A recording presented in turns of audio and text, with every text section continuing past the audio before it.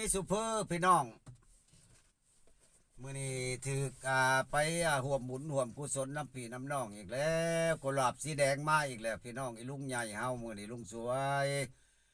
ไปพบไปพ่อกับลุงสวยอยู่นี่แหละอยู่ที่ทรายลมเย็นเฮานี่แหละเมืองไซภูทองมื้อนี้ลุงสวยกะมากับครูบามื้อนี้สิได้เดินทางไปทำบุญทำทานน้ำพี่น้ำน้องมากับครูบาอ้วนมื้อนี้เป็นมือกล้องให้มื้อนี้พร้อมทีมงานมื้อนี้เต็มรถอยู่แล้วมื้อนี้อีลุงสวยสิพาไปมื้อนี้บ่มี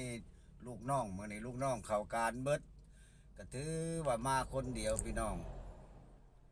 เอาไปเบิ่งไปชมนำกันพี่น้องไปติดตามเนาะในกิบอีลุงสวยสิไปเก็บภาพงามๆให้เบิ่งมื้อนี้คือถือว่าเอา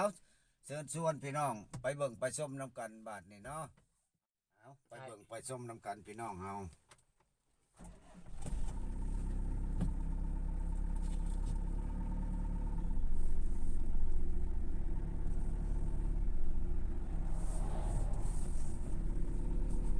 ไปเด้อพี่น้องเอ้ยไปเบิ่งไปชมน้ำกันเด้อมื้อนี้เด้อ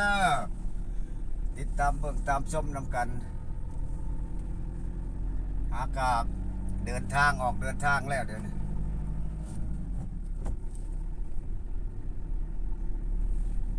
เก็บเอาภาพงามๆนำทางไปให้เบิ่งให้พี่ให้น้องเบิ่งเด้อมื้อนี้เดินทางเลยเด้อลุงสวยอีลุงใหญ่เฮาพร้อมทีมงานพวก FC นี่แหละมื้อนี้ไปเบิ่งไปชมนำกันเด้อพี่น้องเฮา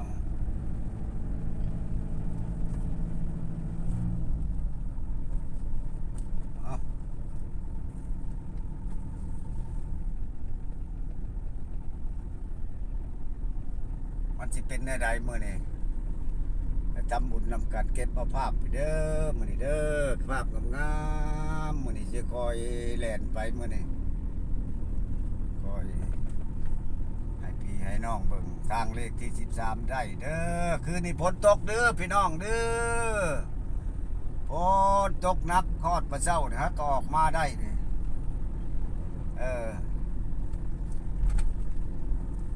เอาภาพบ่ได้บ่เช้านี่นอนตื่นสายฝนตกพี่น้องเฮา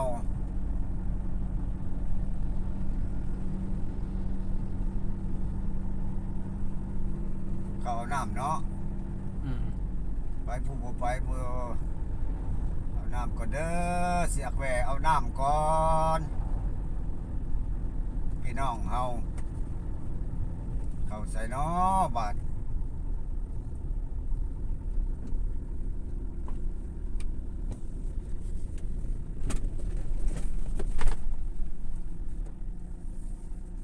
ญาติทิพย์เด้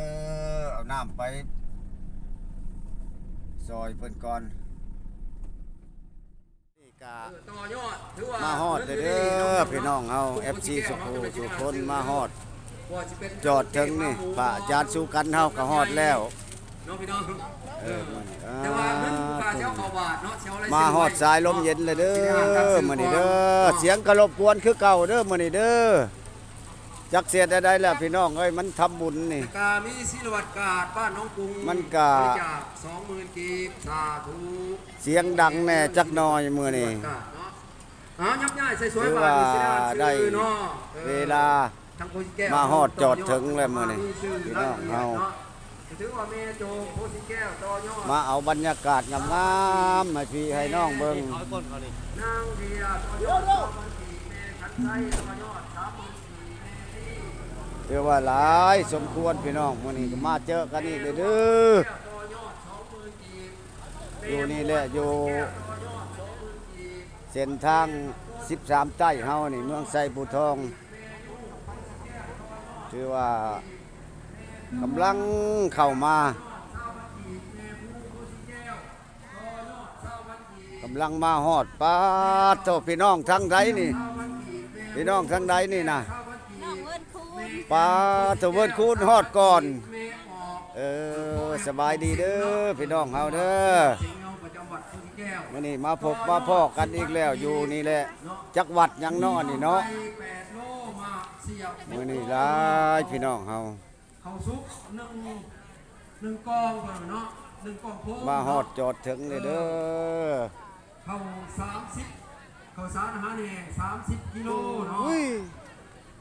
คนบ่ได้น้อยได้นี่ เอาละก็มี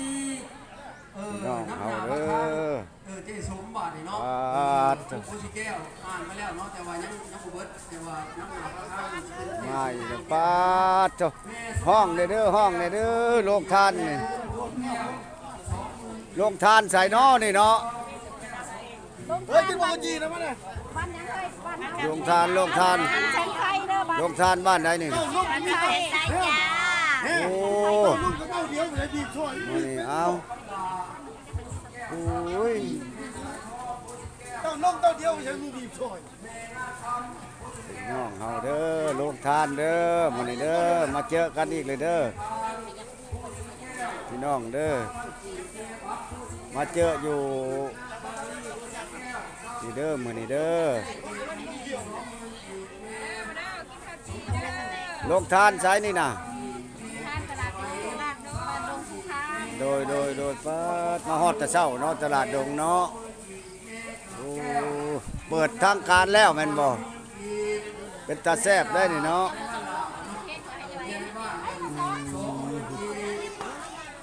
หลายเด้อพี่น้องเด้อ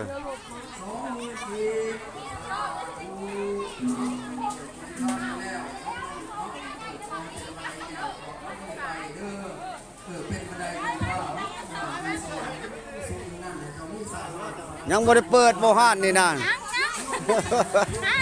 โอ้ไม่ออกเฮาโอ้หลายเด้อมันวัดว่าลามเพิ่นเบิ่งยังบ่ได้แล้วได้พี่น้องวัด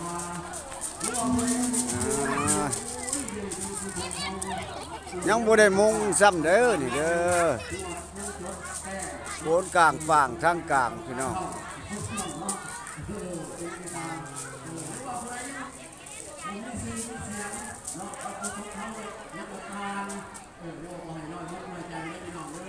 ไปเมื่อวานของไผ่นะ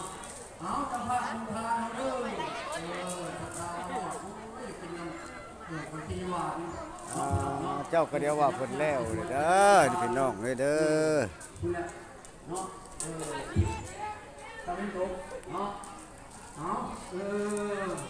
คือว่าวัดยังบ่แล้วหอแจกยังบ่แล้วโดนทั้งกลางกลางฝั่ง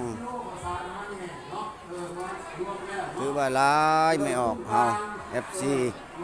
สู่ผู้สู่คนเด้อมื้อนี้อยู่ที่แลวัดนั่นเด้อมื้อนี้จักวัดหยังแล้วบ่จักชื่อเพิ่นน่ะสายลมเย็นสายลมเย็นเด้อพี่น้อง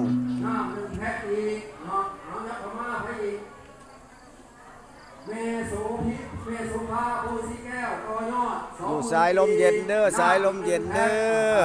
ยับเข้ามาเนาะดีๆเองเอาเจ๊ไงเอามาเด้อเจ๊ฮักต่อยอดตัวไหนเนาะเจ๊ไงเขาตะกุกโดนโพเจ๊ฮักตัวไหน สายลมเย็นสายลมเย็นก็ถือว่ามาฮอดแล้วพี่น้องเฮาหลายผู้หลังหอแจกเพิ่นยังบ่แล้วเด้อพี่น้อง คู่เฮาเนาะด้วยปรับประวงต่อยอดอีก20,000กีบสาธุเข้ามาซื้อจังได๋เนาะซื้อจังได๋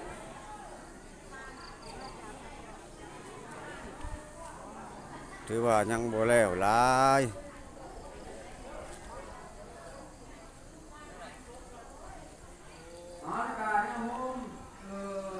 ถือว่ากว้างหลายวัดนี่ถือว่าใหญ่สุด แต่หลังคาบ่ทันแล้วบ่ทันแล้วพี่น้องเฮาก็มาถ่ายกิบให้พี่ให้น้องเบิ่งมื้อนี้เด้อพี่น้องเฮา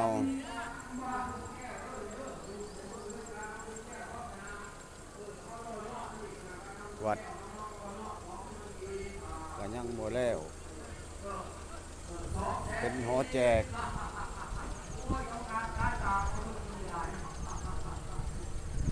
แค่ใส่น้องตาใส่ปียานนั่นเอาละครับมีแนวโน้ม เป็นจังเลยเนาะจะขาดสุกันนำทีมงานลงมาเอา FC มาสู่ผู้สู่คนลงมาเบิ่งหอแจกบ่ทันแล้วเพราะว่าตัวนี้ ก็ยาวพูดก็ยอดอีกสาธุเอาจับเข้ามายกเข้ามาเนาะ เดี๋ยวว่ายังบ่แล้วเด้อยังบ่แล้วเด้อพี่น้องเด้อ แม่ออกตื่นหน้าเว้ยคุณตัวยอดอีก20,000กีบ หอแจกในลังบากใหญ่ครับแต่ว่าบ่มึงบ่ทันได้มึง พี่น้องเฮา แล้วก็มีข้าวผักเวิร์ดคุณ20 บาทสาธุ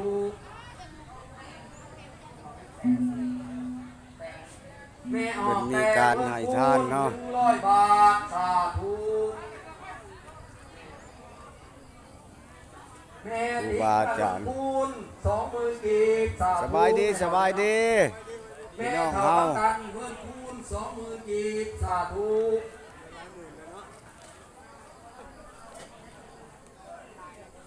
แล้วก็มีข้าวกี่แก้วทั้งเวิร์ดคุณเฮาโอ้ยมาหลาย10,000กีบสาธุอยู่ดีมีแฮงเด้อพี่น้องทั้งเวิร์ดคุณเฮาแม่ออกเจ้าเวิร์ดคุณ10,000กีบสาธุแม่ออกกิ่งเวิร์ดคุณ10,000กีบ มาทาง สาธุ เพื่อเลี้ยงเฮาเพื่อนครัวเฮา แม่ออกแก้วเวิร์ดคุณโตยอดอีก10,000กีบสาธุ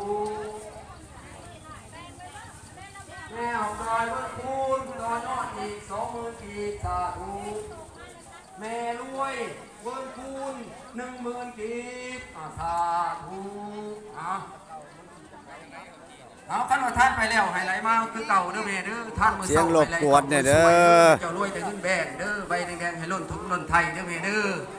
ปลูกเขาให้อย่าตายคาปลูกเขาหน้าอย่าตายปอดทำสวนบาทอย่างอย่าตายมากผักกาดบัวผักบัวพร้อมของเจ้าสุเกิดแมงหมักแต่งแซงหมักแต่ง สบายดีเด้อสบายดีเด้ออาจารย์เด้อ ปล่อยให้ต้นให้แพร่พันธุ์ขั้นว่าเลี้ยงกระแจกให้เป็นกระโจนอย่าตายหาราคาดีกว่าเขาชาวบ้านเด้อแม่เด้อสนุกท่านสนุกซื้อสนุกกินสนุกใจบายแต่เงินหนักแต่แบ่งจนเจ้าออกลาเพื่อพี่น้องทั้งเงินคูณเฮาอาสาทุกแม่ออกกาบแก้วเงินคูณต่อยอดอีก10,000กีบอาสา จะเป็นค่อยๆโน่นๆเด้อในนี่เด้อ ถือว่าผู้ใดยังบ่ได้ต่อยอด แจก เนาะยังบ่แล้วพี่น้องผู้ ผู้ใดยังบ่ได้ต่อยอดเนาะพี่น้องเนาะโอ้ยคำบุญรวมศาสตร์จากตาบาทรวมกันเพิ่นว่า ใหญ่ คันว่าบุญ ซื้อได้บ่ทันราคายังเด้อ ผมวันนี้เพิ่นสอนกล่าวเพิ่นว่าให้แก่เศร้าพี่น้องต้องเสื้อได้แต่งตามโอ้ยหวังอยากให้เฮาความถึงฟังพระนิพพานเพิ่นว่าอันนี้แหละมีให้ท่านรักษาศีลหินตองของแก้วอันนี้แหละผู้ไว้กระทำไปให้ถึงซองหลังคายังเบิด เรารอพุทโธโชว์กันไปทั้งคุณมาทำบุญตกแต่งแปลงวิมานสันพาดข้างหน้าบาดทางตาย ให้พี่ให้น้องเบิ่ง ย่ามมือเฮาตกไก่บุญในกสิแลนน้ำเพื่อย่ามมือเฮาตกมือบุญกสิแลนน้ำคำเฮาสิทำการสร้างหารก็ได้ง่ายเอาทั้งแนวโฮมเลิศนั่นแนวโฮมช่วยเฮาเด้ออยากรบกวนเนี่ยเด้อ เขาซ่อง YouTube ถือว่าคนชมไปทั่วโลกเนาะแนวโฮมสวย โดยมื้อนี้ถือว่า บ้านนาแกได้บัดเนาะผู้ชมก็สิได้ไปเยี่ยมยามชมข่าวทั้งนาแกอยู่เนาะ มื้อนี้ถือว่ามาอัดให้พี่ให้น้องเบิ่งหลังคาเด้อหลังคายังบ่แล้วเด้อพี่น้องเด้อผู้ใดมีศรัทธา แม่นางขิงดงขยุง ให้เห็นได้เห็นน้ำกันนี่ ต่อยอด20,000กีบสาธุ ถือว่ายังนักดวงอยู่ แม่นาง สิหลายปีอยู่คันบ่มีพี่มีน้องซอย ต่อยอดอีก20,000กีบ ยังแม่พ่อค้าขายกระตาบ่นี่นะ มาอีกแล้วแก้ว หน่วยเท่าใดนี่น่ะ น้องพี่น้องเนาะ 50 40 โอ้ 30 มีเบิด แม่นางไอเข้า2 หน่วย กิโล 30 40 50นี่ แล้วก็มีปัจจัย10,000กีบเอายับเข้ามาเด้อพี่น้องเด้อ พี่น้อง อันนี้เนี่ยทานหน่อยมันหลายได้ครับโอ้ยมีเงินโบราณจากทานนะหมู่กับทาน40 50แสนนี่เงิน5,000จากทานทางกายหมู่เพิ่นว่าทานโลดก็เป็นหยังเนาะพี่น้องเนาะ ขายหลังคาให้พวกพี่น้อง ชาวลาวเลยต่างประเทศเบิ่งเด้อบ้านสายลมเย็นเด้อนี่เด้อหลังคาเนี่ยฮอแจกนี่ยังบ่แล้วได้พี่น้องเด้อยังอัญญะอยู่นี่ เนาะก็ถือว่าทั้งกรรมการเฮาก็ได้ครับจับบัญชีรายชื่อ จุกทงเลยกระเป๋าใหญ่ ล้างพุทธสันเก่าเป็นตอนนี้ทางพระอาจารย์สุกันเฮามา นะนี่กาบุตมาเนาะการยาอ้วนเอาวัดนักแก่ดีกว่าไม่ใช่ใช่กา เส้น โม ได้ ทนามีที่เราปัจจัย100 บาทสาธุ เพิ่นพา FC พี่น้องมา แข่งแห่งเด้อมันปัญญา เงินก็หาก็ได้ เจ้าภาพใน หลายล้านพี่น้อง เจ้าภาพในใจดี 10 กว่าล้านแล้ว ทางวัดประกาศโพนเนาะเจ้าประกาศโพนพระอาจารย์สอนเพชรเราองค์เด็จยาคูปูก็ได้มาพบพัฒนาเนาะในวันนี้ เจ้าภาพใหญ่ โพต้นสามัคคีรวดต่อยอดสระหงธรร ส ม บายดีเพิ่นแน่ส กา บาร ยดี นี้จะมาปัจจัยอยู่2 ล้านกีบสาธุ นายบ้านเด้อชายลูกเย็นโคสิแก้ว โดย สาธุธรรมสู้ดีแท้เนาะครูบาอาจารย์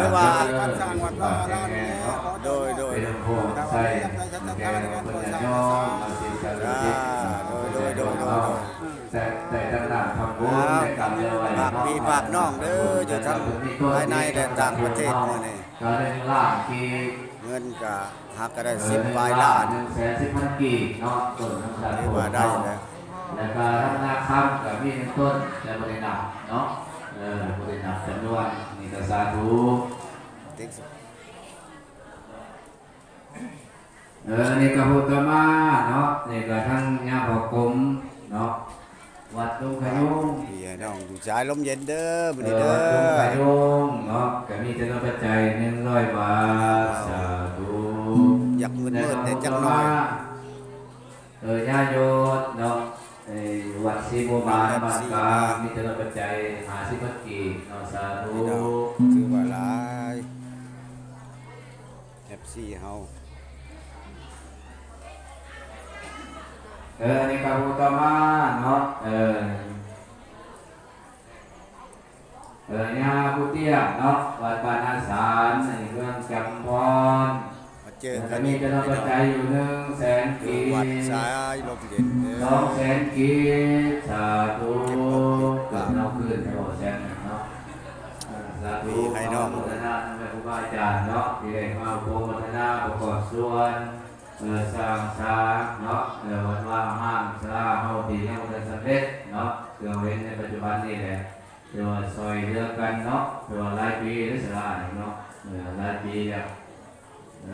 สร้างยังบ่แล้ว หลายปีแล้วพี่น้องเนาะ คือเพิ่นเว้ามาหั่นแหละพี่น้องเฮา ไปร่วม ก็นำ FC มา เพื่อจะมาเทศน์แม่ครูบาอาจารย์ให้เพิ่นทำเพิ่นก็ แต่ละเมือง ให้เพิ่นท เมืองจำพรเมืองสองคอนมาเบิดมื้อนี้ บัดนี้ก็พากันกราบลงไว้ฝ่าหักสินเด้อ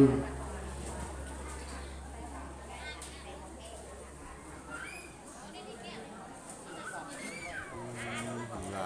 ายมื้อนี้พี่น้องเฮา นะโมตัสสะภะคะวะโตอะระหะโตสัมมาสัมพุทธัสสะนะโมตัสสะภะคะวะโต สบายแล้ว ปียัพพี นั่นไปแล้วเนาะ ที่ภาวรัง เปิด สัมมาทิฏฐิ สันเพศแล้วก็เลิกไปเลิกมันเมื่อไผเมื่อมัน ที่ภาวรังสัมมาทิฏฐามิอันตทามิมายังพันเตอาภุสามาภาหุกิจจามายัง คือว่ามันลา ภาหุ พา ต แล้ว ลานิยา เมื่อไผเมื่อมัน ำโมยะเธอ สาธุพันเตสาธุพันเตสา ถวายสังฆทาน อายังรัตนังสักโลกัสสายังรัตนังสักโลกัสสายังรัตนังสักโลกัสสา จะคือหลายแทน สโลโหมา มาเก็บภาพอีกเทื่อหนึงพี่น้องเฮา ญาผู้กัปตัน อยู่สายลมเย็นเด้อ วัดศรีบัวบาน สายลมเย็นเฮา ชาวพันกี10เป็นรุ่นญาไทยหมู่ยัง จะดุดญาไทยโอนบัตรเฮย พี่น้อง FC มาหลายมื้อนี้พี่น้องมาซอยฮอแจก เอาทั้ง พี่น้องบ้านสายลมเย็น เฮาเนาะเป็นเจ้าภาพ เออว่า เจ้าท่าซอยกันเนาะซอยกัน หลายตามื้อนี้ เนาะมาจากเมือง กันซอยกัน สองคอนจำพร ปีนี้เอา ว่า สำ ห นี ลาย ปีหน้าจังหวะ พี่น้อง ใหม่ เฮา เนาะปีนี้เอาสำนีเอาเฉพาะปีนี้เอาเฉพาะภายในเขต บ่ได้น้อย เอา เด้อ ก่อน พี่น้อง ปีหน้ายังขยายออกไปอีกเนาะให้มันหลายๆบาทมารวมกันเดี๋ยวปีนี้เอาสำ มา นี ซอย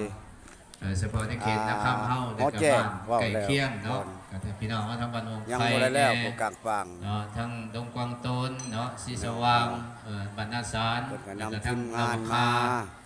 ได้มาร่วมเป็นเจ้าภาพเจ้าศรัทธาทำกันมานี่เนาะ คือว่าหลายพี่น้อง แล้วก็พูดต่อมาไม่ออกไม่เท่าเทิงไม่เท่า ได้ เทิง น้อยได้พี่น้องเป็นตาม่วนเลยเด้อมาเด้อพี่น้องชาวต่างประเทศ เด้อเจ้าภาพเจ้าศรัทธ มาทำบุญนํกันเด้อ แล้วก็พูดต่อมา ทำบุญเนาะหัวแจกยังบ่แล้ว แม่นวลถ้วยบาทนาคำจำนวนปัจจั เพิ่ ย นก็นำ FC มาหลายจนบ่มีสถานที่ที่อยู่พุ่นแหละ เนาะ40,000กีบสาธุเอาขออนุโมทนา ถือว่ามากหน้าหลายตา อยู่ไสนาง ต่อไปอย่าลืมเด้อเฮ้ยบอกสวย โอ้โหงานญาติทิพย์โดยล่ะ ไม่ออกแดงนาคำ50,000กีบสาธุ ถือว่าหลาย เอาก็อยู่ดีไม่แห้งเนาะบึงคำนำสู้เด้อน้องตัวใหญ่โยมเฮา เสียแต่ว่าครึ้มฟ้าครึ้มฝน เจริญเจริญในสิ่ง คือ เจริ ว่า ญใน ห ธร ลาร ม ย ธรรมะขาภายในก็ขอให้เกินเนี่ยเกินในกว้างในความสาม นำทีมงานมา ใครมาสิไงใครพร้อมเด้อขาภายในฐานะกำไรเนาะการไปมาทางใดก็ให้สะดวกสบายบ่ให้มีแนวของแนวค่าการค้าการขายกันเนาะมีทางเสียงนะน้องเศร้าพันเก็บ อยากดังแน่พี่น้อง เสียงตู้เสียงหยัง ทันโม รบกวน ว่าจะบอกมันยังจะได้สื่อยังทันอ่านเนาะยังจะได้สื่อและก็งานต่อไปงานโลกโปเฮาเดิมของตัวครูบาอาจารย์ต้นญาติโยมอยู่วันคูนเนาะ เสียวบางส่วนบางตอนบาง สิ้นเพลงอยู่ ต วั อน นพูด พี่น้อง เด้อ เอา ไปเด้อ ไปเบิ่ง เดือน10เพลง ไอ้ เนาะ หลายเมืองมานี่ วันนี้มาเขา หรื ได้ อ มา ว่าได้ โฆษ เงิน ณา ก็คือสิหลายอยู่ดอก เดือนยาเกตอยู่วันคูนเด้อ เป็นกำลังย่อเข่าย่อปลากัน ทางแหวกครูบาอาจารย์เนี่ยก็ทุกๆวัดเนาะถึงกับเขตนาคำเฮาแล้วก็ออกต้นญาติโยมอนาการปกครองเนาะเท่าแก่แนวโฮมก็ถือว่าชิ้นเส้นอยู่บนคูนเนาะอยู่โพส มาทางเฮือนครัวเฮา แล้วก็พูดต่อมาเนาะแนวโฮม FC สายลมเย็นสบายดีเด้อ ยังเกิดยังเกิดเจ้าอยู่การวัด สบายดีสบายดี อยู่คันใจใต้50,000เกณฑ์สาธุพูดต่อมา FC อยู่บ้านสายลมเย็น พูดต่อมาแนว หลายพี่น้องเฮามาอัดกิบให้พี่ให้น้องเบิ่งหลังคาหอแจก ที่มันยังบ่แล้วเด้อพี่น้องเด้อผู้ใดมีศรัทธานับใจเด้ออยู่สายลมเย็นเข้ามาเด้อพี่น้องเฮาเด้อมันยังบ่แล้วนี่หลายปีแล้วนี่เว้าเรื่องเงินเรื่องทองเนาะพี่น้องเบิ่งนำกันแล้ว เอาไปพิจารณาเด้อพี่น้องเด้อ แก้วเจ๊ใหญ่ใจดีบ่หายเด้อมื้อนี้50,000เก็บ มีถึง โดย สองคนเนาะกัน เขา 1,000 แก่ บาท ขอถามซื้อเด้ซื้อได้เนาะ ขอบคุณเฮเลนเจพิมพ์ ลำพันธ์ บันดอนไว้นี่ก็เป็นสองคน อันหัวหน้าลำพันธ์เด้อนี่ซื้อ ขอบคุณเฮียผู้โด สังกะสีนี่เนาะมามุง ที่ อัน เพื่ นี้ อ มุง ปั่น อ นา โน ที ซิ เล็ ง กเมืองสองคนอีก อันเพิ่น จำนวนเงินกับ200,000 ปล่อยบ่ปุบมาปรับ ขอบ เด้ คุณ อ จี นี่ ใน เด้อ เฮียทีม จังซั่นก็ขอขอบใจเด้อเฮียเด้อมื้อนี้เด้อมาเลยเด้อ จำนวน มั เงิ น น ก็ กับ100 บาทเนาะ อยู่ดีไม่แห้งเนาะซื้อมาสร้างวัดเฮานี้ ปักกลุ่มสุด เนาะ เย็น ก็ลุงสวย มื้อนี้ก็มาอัดคลิปให้พี่ รถ ให้ น้อ น้องเบิ่ง จะ เด้ ได้พ่อ อ กันได้เว้ากัน ผู้รักผู้ใหญ่ เป็นเวียกเป็นงาน ถือว่าขอบบุญขอบ บุ คุ ญ ณ สัง เด้อ ฆทานนี่แล้วเฮาได้เว้า มื้อ กัน นี้บ่อยเว้าปุ๊บมาปรับได้นี่ได้ พี่น้อง เจ้าเจ้าเจ้าเจ้า ปากเค็ดปากเคี้ยว โดยเอาพี่น้องเฮาเบิ่งน้ำกันผู้ใดมีศรัทธา บ้านภายในเขตนะครับ ยินดีต้อนรับ ได้ไปร่วมกันอยู่ตลอดเนาะจนลืม ถือ กัน ว่าเฒ่าแก่ลำพันธ์ บางเทื่อก็ซองเบิ่งกันในภายใน เจ้าหน้าที่เฮากันเว้าแล้วฮู้เพิ่นอยู่พ่อดาวเด้อมื้อนี้เด้อขอฝากเด้อพี่น้องเฮารถรถนี่ก็มาส่งท่านควันนี่ เนาะบ่เป็นขัน อันจัก อื่นเนาะ จักแผ่นนี่จักมายืนเลยกัน16แผ่น16แผ่น16แผ่นราคานี่มุ้งหลังคาเด้อยังบ่แล้วผู้ใดมีก่อนน่ะ30สุดก่อนน่ะก็30สุดนี้อีกเนาะ ใส่บ่มา36แผ่น 36แผ่นเด้อเฒ่าแก่ลำพันธ์ ต้ เด้ องสวยนะ อ เนาะนึกต้องสวยวันหน้านะคอพาคอสี มื้อ แด นี้ ง ก็ถือว่าเว้าปุ๊บมาปรับแล้ว แล้ว มื้อนี้บ่ด้วยอำนาจการปกครองเพิ่นก็มามอบให้เนาะขอจงมีสุขภาพแข็งแรงเด้อเจ้าเด้อในครอบในครัวเจ้าเด้อดูให้สวยไปเรื่อยๆมื้อนี้เฒ่าแก่ลำพันธ์ แต่ว่า เจ้าหน้าที่ของเฮาลูกแซ่ผู้ช่องเลยแหละมื้อนี้ ข้าวลูกสวยไอ้ใหญ่นั่น โดย แพ้คอสีแดงๆแล้วเพิ่นย่างถ่ายเพิ่นยก มาแล้วนี่สังกิโลซิ่งมาแล้วสังกะสีนี่30แผ่น ที่อเมริกาเพิ่นได้เพิ่นว่า พี่น้องเด้อดีใจนำเนาะเห็นบ่อยมาเนาะ จากนานาจาก ผู้ใดอยาก เนาะมีน้ำใจศรัทธามีเลือดใช้พุทธศาสนา ผู้ใดมีน้ำใจเนาะ สร้างเนาะว่าห้าม คันว่ามีน้ำใจก็ยินดีเด้อพี่น้องเฮาเด้อ ให้เว้านะให้ขอ มาแล้ว น้ำพี่น้องประเทศเฮาบ่หรือ ประเทศลาวและก็ต่างประเทศ สิมาซอยเหลือชนะเขาเจ้าซอยเพิ่นกับเพิ่นว่าเพิ่นสินำพามาเพิ่นเอาบ่กี่บ่อัดเพิ่นว่า บ่ เจ้าภาพมาเท่าไหร่ก็แม่นเพิ่นมาให้หมดเพิ่นว่านะ ก็ยินดีต้อนรับ เจ้าให้ต่างหาก เพิ่นเห็นช่องลุงสวยกับเพิ่นก็นำมาพี่น้องเฮาเด้ เพิ่นก็ อ บ่มีหยังเนาะมีแต่ความเว้า มื้อ ความ นี้ จา ก็พี่น้อง FC หลายบ้าน น้ำช่องเพิ่นได้ว่าง่าย โดยทาง YouTube หรือว่าผู้ใดอยากช่วย บ้านหน้าพวกข้าเขาไปเบิ่งอยู่เมื่อคืนนี่ก็ได้ YouTube โดย โอ้จะกินแนวใดบ่ได้คอยเบิ่ง มื้อนั้นเลยเนาะ เป็นยาม พี่ เนาะ น้องขอฝาก เป็น เด้อ ได้ลงทานเพิ่นเนาะแล้วเมื่อละบ่ บ่อยเว้าเนาะ ยังเท่าไรเหลือ ทาง เท่าไร ไอ้น้องเฮา เอาขึ้น ก็ มา ถื ม่ อ วน ว่า ทั้งเนาะ นี่สังกะสีเพิ่นเอามาแล้ว เขาสิ ยังแต่ค่าสร้างเด้อนี่เด้อสร้างเด้อ ทาน นี่พี่น้อง FC มาให้ก็20ปลายล้าน เงินบาทนี่ก็ 5,000 กว่าบาท น้องลุงป้าน้อง 20ปลายล้านเด้อมื้อนี้เงิน FC มาให้มอบให้ทั้ง ข้าเองก็ตามหน้า อันนี้ครอบครัวเพิ่นก็เลยมามอบสังกะสีให้พี่น้องเด้อ คนนะ เอา ต่างประเทศพี่น้องเฮานี่เจ้าภาพใหญ่เพิ่นรวมเบิดทั้งเบิดนี่เนาะเพิ่นซื้อสังกะสีนี่ก็30,000 37,000 เรือยังเสลือ เอาเจ้าเว้าไผอยากเข้ามาช่วยเหลืออยู่ในวัดเฮานี้ มื้อเช้านี่ครับบ่เห็นกำลังสะแล้วแหละพากันสะหน้า ยินดีต้อนรับ มิแต่ว่าไปอยากมาช่วยเหลือที่ มาสองคน ทาง อาสมแจกบ้านแจกขอ เขา เพิ่น ชาวบ้านก็ยินดีต้อนรับทุกการและมาทำบุญกัน โดย มาทำบุญกันแล้วมาแล้ว บ้านทางใหม่เนี่ย โดย เศรษฐกิจกับขาดตุ้มพร้อมอยากทั่วถึง โดย ยังก็ขอ เรียกห้อง ขออยากขอธรรมดาผู้ที่มีจิตใจทำบุญ นาผู้บริจาค ติดต่อเข้ามาเนาะ พี่นาพี่ใน โดยแล้วเอาแล้วพี่น้องเฮาเด้อ นี่มันยังบ่หุ่ม ลบอยู่30,000ปลายเจ้าภาพเพิ่น สิบพ่อ สบายดี เพราะว่ามันอันน่ะ อามีหยังอยากฝากถึงพี่น้อง FC ทั่วประเทศทั่วต่างประเทศเจ้าอยากเว้า เพิ่นก็แจ้ง มีหยังอยากฝากไปนำ สีน่ะพอแล้วนี่แล้วก็มีผู้บริจาคข้าวนี่ โดยลุงสวยบ้านนาลุงส ท่าน วย ว่า บ้าน พี่ นา น้องทั้งเมืองนอกเมืองนาก็ได้เบิ่งได้เห็นกัน ก็ยังไง ให้อัน เพิ่น เอาใจใส่ในเด้อทางด้านพุทธศาสนาทาง ขอความช่วยเหลือเนาะ ความช่วยเหลือวัด สายลมเย็นในก็คือสิบไรเอาเต้นขึ้นมาถึง ทาง นี่ เวทัศน์ ขอขอบใจบ้านไผบ้านมันพี่น้อง น้องพี่เนาะ บ้านใกล้บ้านไกล ใจเนาะ กำลังหลั่งออกนี่ อันนี้ กลับไปกลับมันแล้วมื้อนี้ ทบกันว่าถ้าผลกระทบไปเราสุดใหญ่มากนี่ FC สุขุสุคน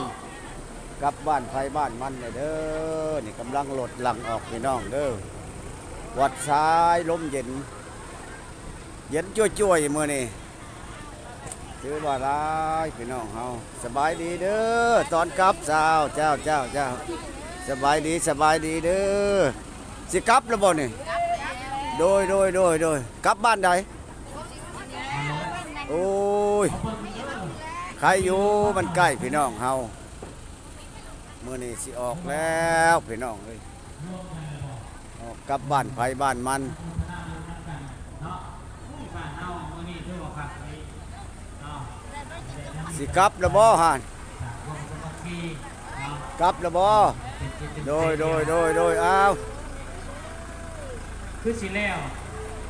ขอบใจสู่ผู้สู่คนเด้อไม่เด้อพี่น้องเด้อมากหน้าหลายตาเปิดมื้อนี้เป็นตาม่วนเด้อพี่น้องเด้อมาเด้อมาทำบุญนำกันเด้อ แล้วแม่ มื้อนี้หลังคามาสวยหลังคามื้อนี้นำ FC มา คือสิได้ หลายเมืองจำพรสองคอน มีตั้งแต่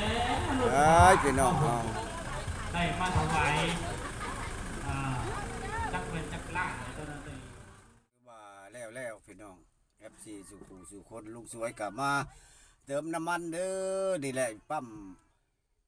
บ้านหยังน่ะจักปั๊มหยังนางนี่นะปั๊มหยังในสื่อปั๊มนี่ โมเห็นเราสร้างบ่ ฮะ เราสร้างเนี่ย ดาวลานสร้าง เรา ก็ถือว่าสิกลับบ้านกลับซ่องเนาะโอ้ยจะว่าผมหยองหมดบ่จักเบิ่งก่อนเอามื้อนี้ก็ถือว่าขอบคุณขอบบุญขอบคุณพี่น้องชาวบ้านสายลมเย็นนี่เนาะมีการหับต้อนเนาะก็สมเกียรติที่ลุงสวยถึกเชิญมามื้อนี้ก็ถือว่าขอบอกขอบใจพี่น้อง FC ทุกคนเด้อชาวบ้านสายลมเย็นมื้อนี้ลุงสวยมาเติมน้ำมันมาแวะอยู่น้ำมันแหละสิมาปิดกิบอยู่นี่เนาะก็ถือว่าขอบบุญขอบคุณทั้งเสียเพิ่นทั้งนายลำพันธ์เนาะเพิ่นเห็นนายกิบลุงสวยกับเพิ่นก็เอามามื้อนี้แหละตาเห็นน่ะถือว่าบ่อยเว้ากับบ่อยมาปุบปับโลดพี่น้องเฮาสังกะสี30ปลายแผ่นรวมเงิน 30,000 กว่าบาท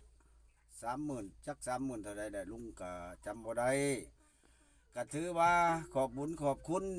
เนาะที่ติดตามลุงสวยเสมอมาเนาะก็ถือว่ามาแล้วพี่น้องหลังคาเพิ่นยังเนี่ยถ้าหากผู้ใดเนาะมีน้ำใจมาช่วยเหลือก็ยินดีต้อนรับทุกท่องทุกทางขอขอบอกขอบใจทั้งนายลำพันธ์เด้อเจ้าหน้าที่พี่น้องเจ้าหน้าที่นายลำพันธ์อยู่ในบ้านอันนั้นแหละเพิ่นก็ติดตามลุงสวยเสมอมาก็ถือว่าขอบบุญขอบคุณเด้อทั้งเสียลำพันธ์เฮาเด้อทั้งครอบครัวมาบริจาคพร้อมทีมงานของเพิ่นสั่นลุงสวยก็บ่มีหยังเนาะก็ถือดีใจนำก็ถือว่าขอบบุญขอบคุณจงมีสุขภาพแข็งแรงต่อหน้าที่การงานของภายลาวมาวันนี้ลุงสวยสิกล่าวความว่าสบายดีพี่น้องสุขูสุคน มี